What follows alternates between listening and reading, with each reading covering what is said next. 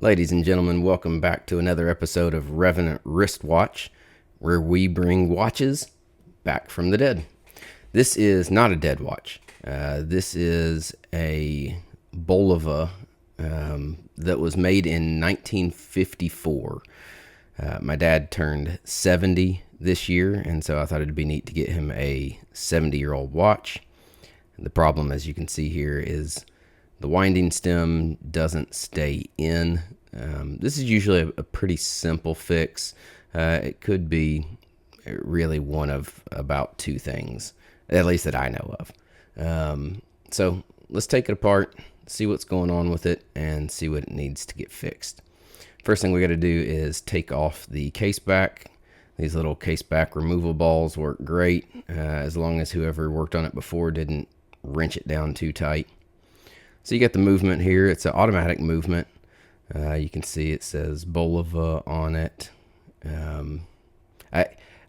I took the seller's word that it was made in 1954. I didn't actually check a serial number or anything, but it's going to be around that time frame. It's got a movement holder ring. You can see the little divot there for where the winding stem will go in. Get it flipped over to access underneath the dial, which is where the keyless works are. You'll have to remove the dial and hands. Nice vintage here. There's a little bit of spidering on the paint or the enamel. A little bit of rust on the hands, but that's okay. It's 70 years old. It's allowed to look a little rough. Little plastic bag here to protect that old face and while I remove the hands, and then my wooden tweezers again, just to try to protect stuff as much as possible, reduce the risk of chipping some of that paint off. So with the hands off, we're ready to remove the dial. To remove the dial on most watches, they have dial screws. There's usually two. They go in and hold on to, little dial feet is what they're called. But you remove those screws, dial face comes off, or dial or face. I don't know if you can call it the dial face. I think it's usually one or the other. So anyway, here's the keyless works. Let's get the winding stem plugged in here and see what's going on. So if you push it all the way in, it will engage with the winding, but then when you go to pull it out, it just comes out. It doesn't switch over to hand setting. It looked like the little brace there, or bridge, is flat. It's not up twisted like this screw is not set in there all the way. So loosen up the screw just a little bit, tighten it down, and this is what holds, or at least should hold, the winding stem in place. Oh, I see movement. Let's see a little closer here. Yep, that's what's supposed to happen when you pull it out. Push it in, it engages the winding. Pull it out, it engages the hand setting. Easy fix. I really didn't even need to take the whole movement out. I could have just adjusted that screw without taking it out, but I wanted to see the back side and make sure that that plate was where it's supposed to be. Oh, the clutch, the gear that does the winding fell out when I was messing with it there. I put that back in. I just didn't get it on video. I actually don't know what the name of that part is. It's the little gear that's in the keyless works that winds the watch. Winding gear? I don't know. Anyway, so face back on, dial back on, tighten the dial screws, and it stays on like it's supposed to. Now we just need to put the hands back on. First, the hour hand goes on. It doesn't matter what time you put the watch to when you set it up. I think most people like to just do 12 o'clock. It does need to be on the hour though. It can't be between. You wouldn't want to set it up at 6:30 or something like that. It's too hard to line them up. So you use this little tool here. It has a kind of a ring around the outside and a divot in the middle to push down on the hands.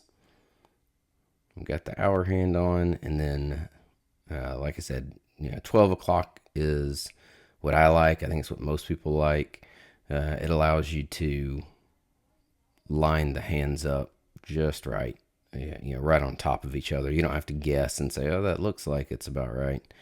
Of course, I didn't get it lined up right there. Knocked it off.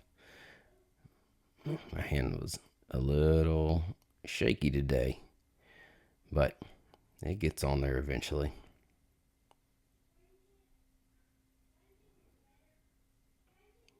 There we go. Just need to press it down. I know that I have, I think, 4 different color tips for these. And I know they're different sizes, but I haven't been using them long enough to know which tip is what size. So, little test, and the hour hand is moving, but the minute hand is not. So I probably just don't have the minute hand pressed down enough. Let's try a different color tip. I'll try that one too, because I don't know. And then test it out, and hopefully, yeah, there we go. And that rolls over where it's supposed to, 2 o'clock, right at 12. Now we can put the seconds hand on here. The watch is running, so you have the second hands set on correctly before you press it down, when you can see the second hand moving. If it's not moving, it's not on the pivot. But just getting it on the pivot will let it start to move, and then you still have to press it down to make sure it's secure. But you can see it moving there. It is on the pivot. A little press from the tool. Double check the hands. Make sure that they twist like they're supposed to. And they do. You don't want anything to bind. Sometimes the hands will hit the numbers, the numerals, the indices. Sometimes the hands will hit each other. And this one, I don't know if I bent the seconds hand a little bit or not, but it was rubbing against the minute hand just a little bit. So I didn't get it on video, but I lightly bent that back into place, and then got it moving fine. So movement goes back in the case. Winding stem goes into the watch.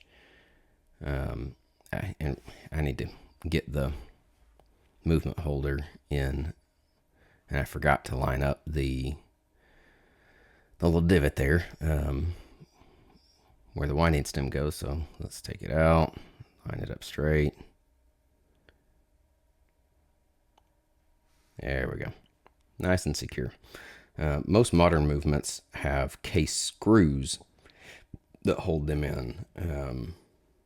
This is kind of an older watch thing. They just have I don't know what you call it, a shim, just a movement holder around the outside that keeps the movement in place. Test it out.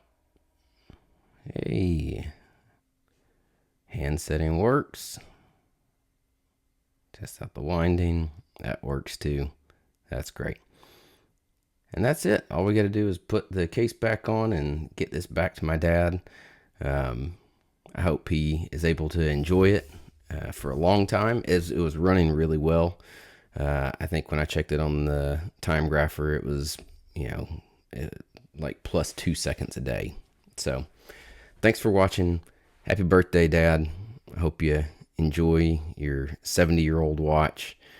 Thank you for watching. We'll see you again next time.